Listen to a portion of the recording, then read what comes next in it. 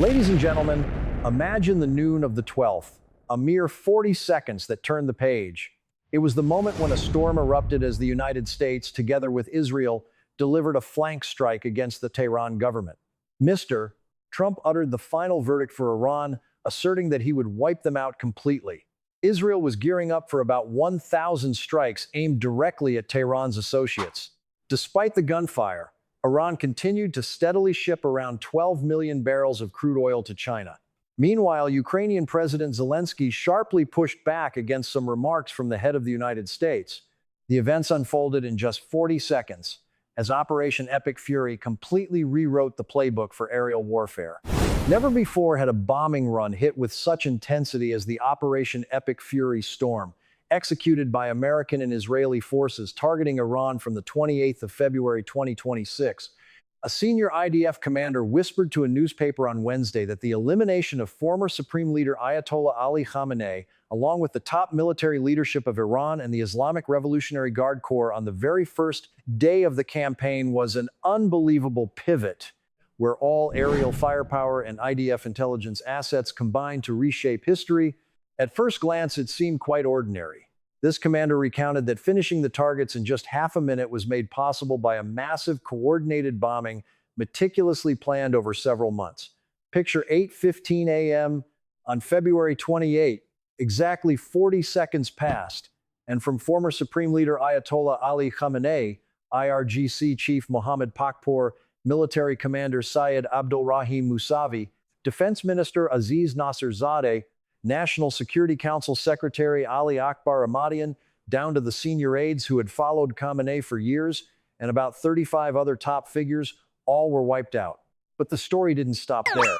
Israel's aerial fleet that day included F-16S, F-35S, F-15S, and several other aircraft, of course with American involvement.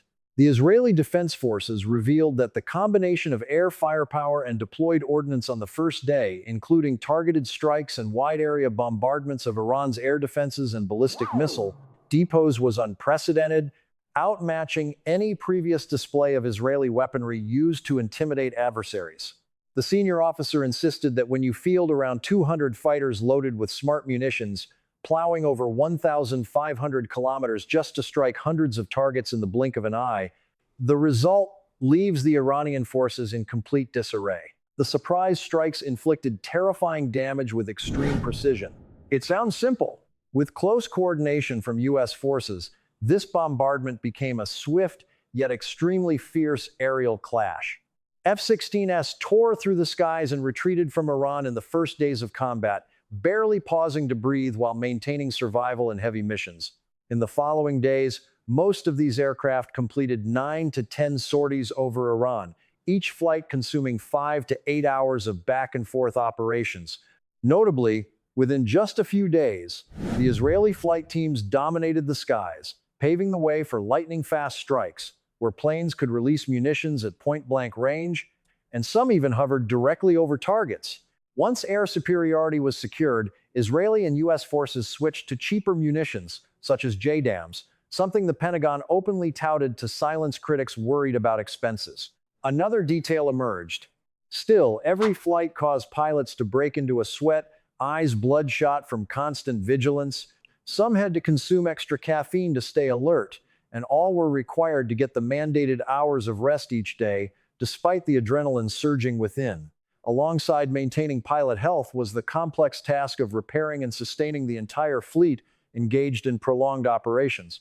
Acquired in the early 2000s, the F-16 line was considered an upgraded version of the older F-15S. Israel had purchased over 100 of these F-16S. By the mid-2010s, the introduction of advanced F-35S relegated F-16S to a secondary role. Upgrading the F-16S at a cost of $80 million per aircraft was a major effort to preserve their critical role in Israel's long-range strike capabilities. How do you feel about this aerial warfare situation? Share your thoughts in the comments. Mr. Trump bluntly declared that Iran's life clock had reached its final tick, warning that the United States was capable of demolishing all vital infrastructures. Upon landing at Joint Base Andrews in Maryland in 2026, he paused to address reporters, asserting on Wednesday that the U.S. had nearly broken Iran's military strength, emphasizing that Washington would also strike core installations if Tehran continued to resist. He stated outright that the opponent was now backed into a corner, claiming they had lost everything from the Navy and Air Force to air defense networks. The U.S. military was freely operating over Iranian territory. At first glance, it seemed quite ordinary. He added that the United States was closely monitoring the strategic Strait of Hormuz, noting that Iran's navy in the area had essentially been neutralized. The sea route was now calm.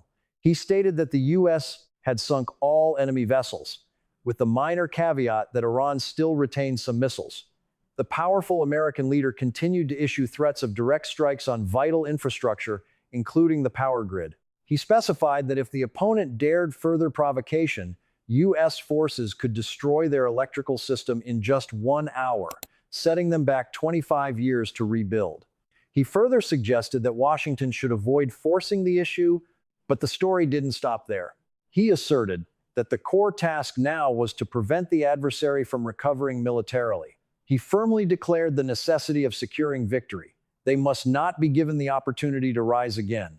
Recalling a past event, Reuters reported his words during a rally in Herrin, Kentucky. The seasoned general spoke calmly. No one would claim credit too early, but in this case, the U.S. forces had already secured victory. Everything was decided within the first tick of the clock. The question remained whether anyone would abandon the fight halfway. Regardless, he refrained from naming specific sites that had not yet been bombed. However, at a press conference in Florida on Monday the 9th, he hinted that U.S. forces had spared some power plants in Tehran, though he would not hesitate to strike if negotiations failed. At that time, Mr. Trump sternly warned that U.S. forces could crush Iran in an instant, advising Tehran not to attempt choking global oil supply. Regarding the Strait of Hormuz, the U.S. leader proudly stated that it took only one night to eliminate nearly the entire Iranian mine-clearing fleet. By then, up to 60 of their ships had been neutralized. He admitted he had never imagined the Iranian Navy to be so numerous. It sounds simple, yet the president added that the number of vessels mattered little if they could not fight effectively. He claimed that nearly the entire Iranian fleet was now resting at the bottom of the sea. He declared that U.S. forces had cleared all opposition, even moving Tehran's top commanders away twice, only for new figures to emerge. The fate of these newcomers remained to be seen. On Wednesday, U.S. Central Command confirmed that Iran's aerial firepower was rapidly depleting, as U.S. forces actively eliminated threats rather than waiting for attacks. On the same day, Reuters received insider information that Tehran had secretly deployed several naval mines in the Strait of Hormuz. A source indicated that the U.S. had located most of these hidden explosives. The problem was that smuggling through Iran's choke points had nearly ceased since U.S. and Israeli strikes 12 days prior, causing global energy prices to surge. Another detail emerged. Iran's command on Wednesday also issued challenges, warning the world to brace for $200 per barrel oil. The U.S. State Department hinted that Iran and its backers might target U.S. oil fields and facilities in Iraq. Consequently, the U.S. Embassy in Baghdad had to issue warnings on X, fearing Tehran and allied militias might sabotage American energy infrastructure in Iraq. Elsewhere, Israel prepared to fire nearly 1,000 shells into Lebanon in the coming days. IDF troops rushed to reinforce southern Lebanon, deploying key units to strike Hezbollah positions amid escalating ground clashes.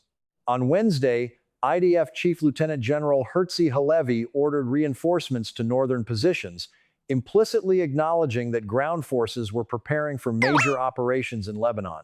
Reportedly, he also reassigned the Golani Brigade from Gaza to the north. Despite the gunfire near the border, Major General Ori Gordon reassured civilians that bunker protocols remained unchanged and promised a reassessment by the weekend. The general explained that when gunfire erupted in the northern front, anxiety was constant. Yet he assured that IDF troops maintained positions to protect civilians while dismantling Hezbollah strongholds. The Golani Brigade, a premier assault force, was never deployed to guard a trivial post. Israel's leadership had sent the 36th and 91st Divisions deep into southern Lebanon, far beyond initial plans. Although the 146th and 210th Divisions had not advanced excessively, they had expanded landing zones in southern Lebanon, well beyond the 5 posts Israel maintained since the ceasefire with Hezbollah at the end of 2024. IDF troops plan to fire approximately 1,000 rounds into Lebanon, including dozens of bombs into the Dahiyah district at Hezbollah's stronghold. Additionally, reports indicated frequent skirmishes with Hezbollah in southern Lebanon, capturing and neutralizing several key members. Israeli forces also discovered hidden weapon caches. Hezbollah fired about 150 rockets at Israel starting 8 p.m. the previous day. After a barrage of 100 rockets on the evening of the 11th, they launched dozens more into northern Israel. Commanders calculated that 150 rockets had struck northern areas within a few hours. In statements, Hezbollah claimed targeting evacuated residential areas near the border, hitting several cities and Israeli military bases. Meanwhile, warning sirens sounded as foreign drones from Lebanon flew over border communities. Do you think this border region will endure more bombings? Leave your comments. Ladies and gentlemen, Iran continues to ship around 12 million barrels of crude oil to China since hostilities began. The country disregards the Strait of Hormuz becoming a death trap, steadily pumping crude to Chinese hubs. According to Samir Madani, founder of Tanker Trackers, speaking to CNBC on Tuesday, Tehran successfully sent at least 11.7 million barrels through this channel since the conflict erupted on the 28th, all headed for China. But the story didn't stop there. They used satellite imagery to track shipping routes, so vessels turning off their transponders could not evade detection. Data intelligence company Kepler estimated that about 12 million barrels passed through this choke point since the outbreak of hostilities. Amid the confrontation, Iran reopened the port of Jask on the Oman Sea as an alternative route to avoid relying solely on the Strait of Hormuz. Unfortunately, operations there were much less efficient than their main cargo oil export hub. It sounds simple. Before the conflict, Iran exported about 2.16 million barrels daily, mostly to China. Now, the figure has dropped sharply to about 1.22 million barrels per day, yet the other side remains a major client, even stockpiling up to 1.2 billion barrels for 3 to 4 months. The Middle East turmoil and supply concerns pushed global oil prices above $120 per barrel at times, forcing major companies to release reserves to temper the global energy frenzy. Shifting to another region, the U.S. has been secretly engaging with key figures connected to the real power in Cuba. Another detail emerged. Trump's team has been quietly meeting numerous associates of former Cuban President Raul Castro, rumored to be the true power on the island. These meetings aim to discreetly pave the way for a leadership change in Havana. This surfaced from U.S. Congressman Mario Diaz-Balart, noting that these communications mirrored strategies used against Nicolas Maduro before his crackdown earlier in the year.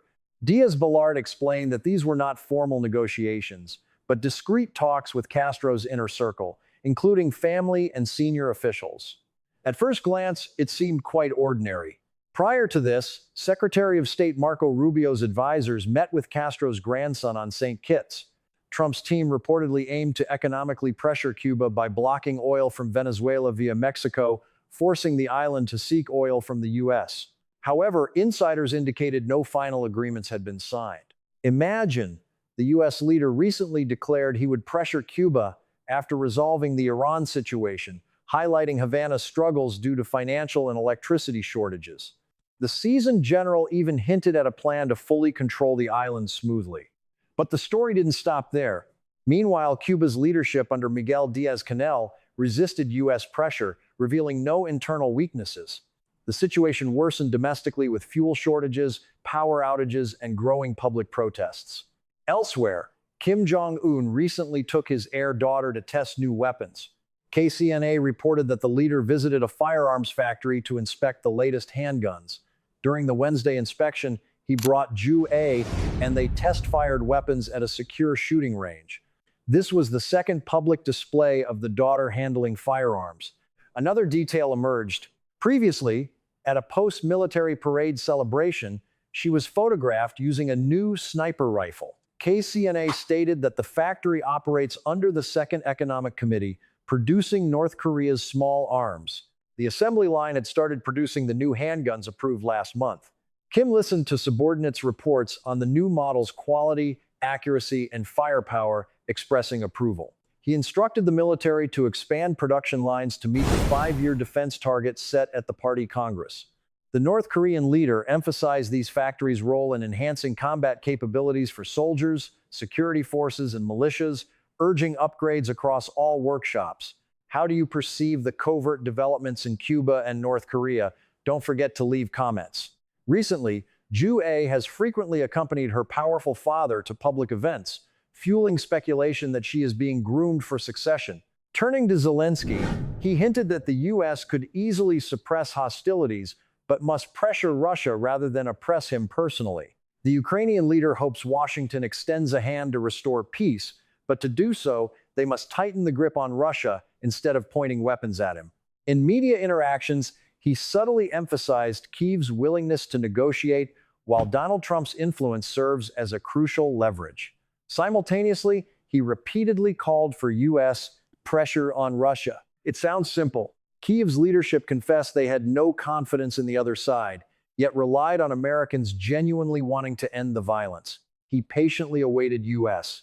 intervention, insisting it target Russia rather than himself. The Ukrainian president concluded accordingly.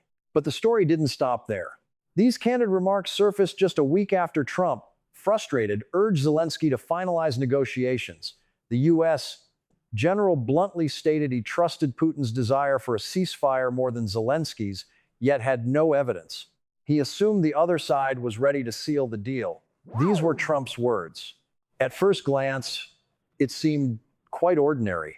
Since returning to the White House, Trump has repeatedly kept Kyiv and European allies on edge, alternating between defending opponents and accusing Zelensky of authoritarianism, even attributing the conflict's ignition to him. Despite disputes, when meeting his junior aides in December, it emerged that Washington had provided some security guarantees to Ukraine, seen as a preliminary step for ceasefire documents.